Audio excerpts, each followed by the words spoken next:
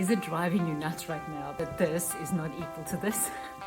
Right? Are you like me and that matters to you? Or are you someone that goes, I don't care in the bigger scheme of things? These are all clues to our personality types, and it's super important for us to know how God created us and others so that we know how to get along with each other. And in this video, I'll be sharing more to help you on this journey.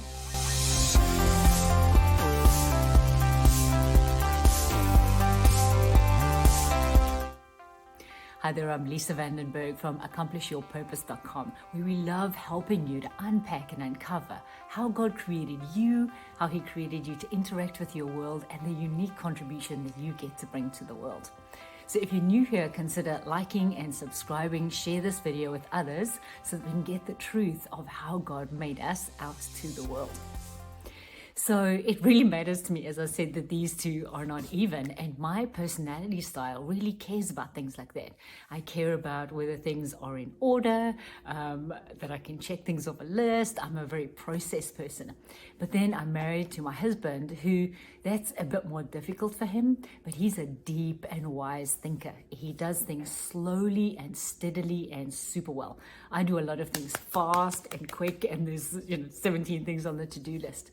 But I want to read to you our foundational scripture for this video today, and it's Matthew 22, 36 to 39. And Jesus is talking about the fundamental truth of our Christianity, right? He says, the question was asked, "Teacher, which is the greatest commandment in the law?" And Jesus replied to him, "You shall love the Lord your God with all your heart, all your soul, and with all your mind. This is the first and greatest commandment. The second is like it. You shall love your neighbor as yourself.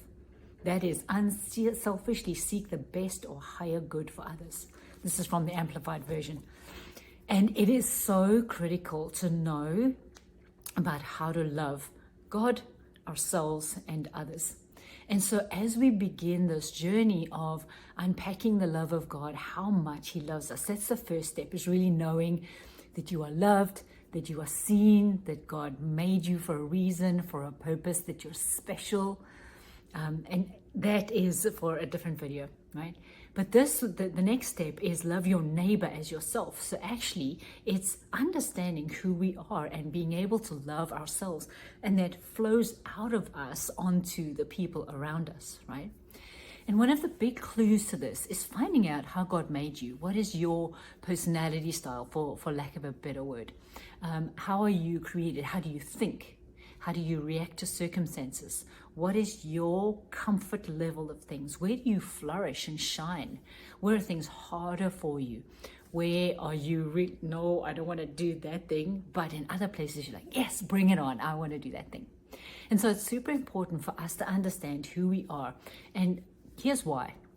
Because when we understand how we react to a situation, when we understand what the strength is that we can bring to a situation, when we understand what really scares us about a situation, when we understand what holds us back from making progress in any given life situation, these things are absolute gold, right?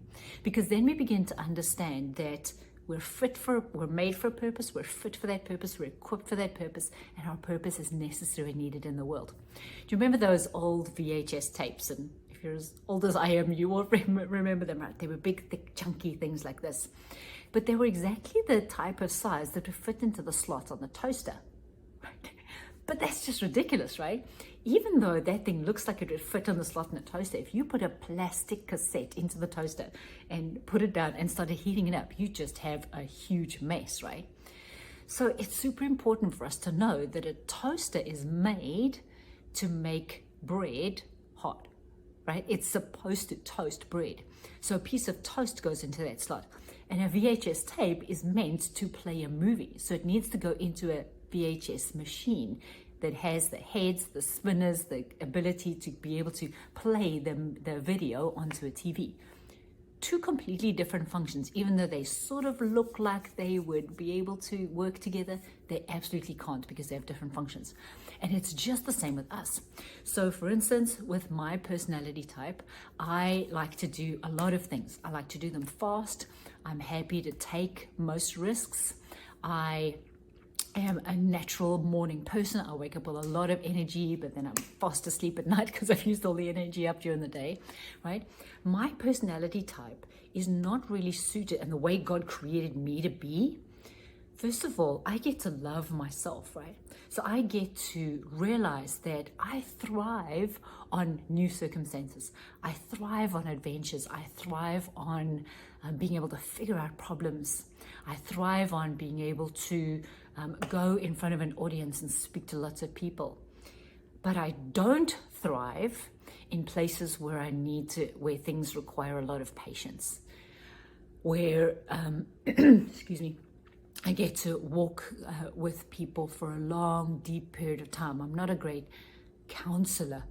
I'm a great coach, but I'm not a great counselor, right? Where I need to just put things on a slow cooker instead of a microwave, right? So I get to realize that a way of loving myself is not putting myself in situations where I am not suited, where I don't bring a lot of value, where I don't thrive, where I get frustrated easily.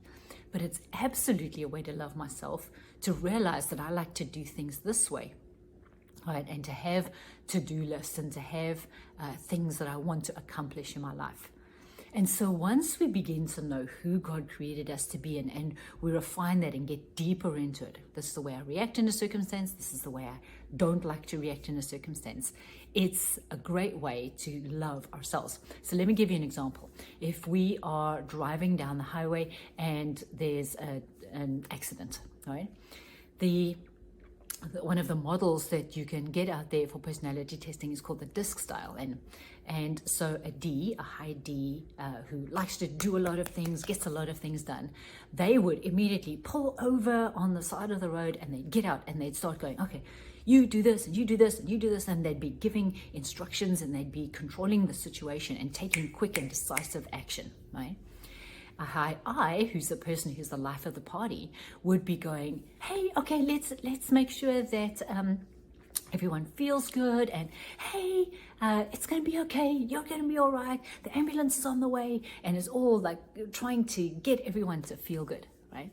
Then you have the S, who is the softer, slow person who likes to process things over a long time. They love to look after people.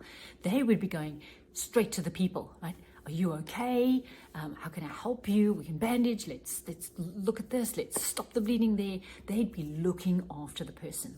And then there's a C, who's the person who's the checklist person. They like to make sure that everything's order. That person would be taking the triangle out of and putting it on the road, so that they'd be closing the doors, making sure that everyone's off to the side of the road on the hard shoulders so nobody gets damaged. They'd be phoning the D will find the ambulance, but the C will get all of the details. Okay, there was this time of day, we were on this part of the highway. Can you see how those 4 personality styles, according to the DISC assessment, would react differently to the same situation? Now try putting that highly decisive person onto, hey, go and look after the person and see if they're okay. And they're like, no, I love the person and it's okay to look at them, but we need to make sure that the situation is under control, right? Or trying to tell the detailed person who's looking at all the little minute details and go, you help everyone to feel better. And they're going, I don't know how to do that. How would I do that? Okay, everything's in order, but that doesn't make everyone feel better, right? So it's beautiful to begin to know who you are so that you can fit into the place that God has created you to be in life, so that you not only, I'm in my place, but then you begin to flourish in your place. Because what if we started to, now this is the part where we get to love others as we love ourselves. Instead of me, I'm more of a C, I like the list and things. Instead of me going, I feel so bad about myself because I wasn't trying to make everyone feel better, and that person was just so great at, Freddie was so great at helping people feel good about themselves, and I just didn't do that. I just sat there with my checklists, right?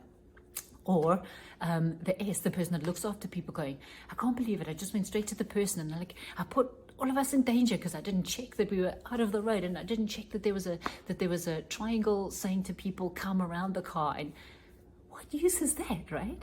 How about, instead of comparing ourselves to others, which we know is such a killer, right? Don't do it. Don't compare yourself to somebody else. But one of the ways that helps us not to do that is to understand who we are, right? So what if in that same scenario, if there was an accident on the side of the road, what if we got to say, hey, let me bring my piece to the equation. Let me flourish and not only relieve the pressure of everyone also doing their pieces, but let me flourish in what I'm doing, really do what I do well, which then allows and enables others to do the same, right? What a beautiful way to be able to not only know who we are, love ourselves, but then because we love ourselves and value ourselves, that spills over into actually showing appreciation for how other people do things and valuing things. This happened in my marriage. My husband, I've been married for 28 years, and he is more of an S. He likes to think deeply and slowly. It takes him a little while to make a decision, but then you know that he's thought it through beautifully and he's looked at all the angles, good, bad, and ugly. He's run all the scenarios and I try to make decisions quickly. I am quick to be able to just look at a situation and make a decision, right? And so you see also that we have some of each of the different styles, right? We're also a mesh of them, but one of them will be higher than others. And so that caused a lot of conflict in our marriage for a long time, right? Because I'm like, I need a decision now. And he's like, I'll give you a decision in 2 days' time and stop harassing me. And I'm like, no, but we need to make the decision now. And so we clashed a lot until we began to realize, no, this is the way God created you to be. This is the way God created me to be. How can we start valuing each other instead of putting each other down, right? It's been such a game changer in our own marriage, as well as in our coaching that we do at Accomplish Your Purpose, right? Being able to help people understand who they are, how they created, and value that, and then how to work that out with others is an absolute game changer. So this is what we love to do, helping you with this. Please, there is journaling questions underneath this video, and come across and visit us at accomplishyourpurpose.com/purpose. And we've got a free resource that will help you start this journey of discovering who you are, valuing how God made you, and then really flourishing in what it is that God has called you to do. So excited to have you come across. Get this free guide. It's completely free. You can work through it, and it'll really help you on the road to the magnificence of you. So as always, Jesus is inviting you on this adventure of self-discovery today. Will you accept? Bless you, bless you, bless you. And I'll see you next time.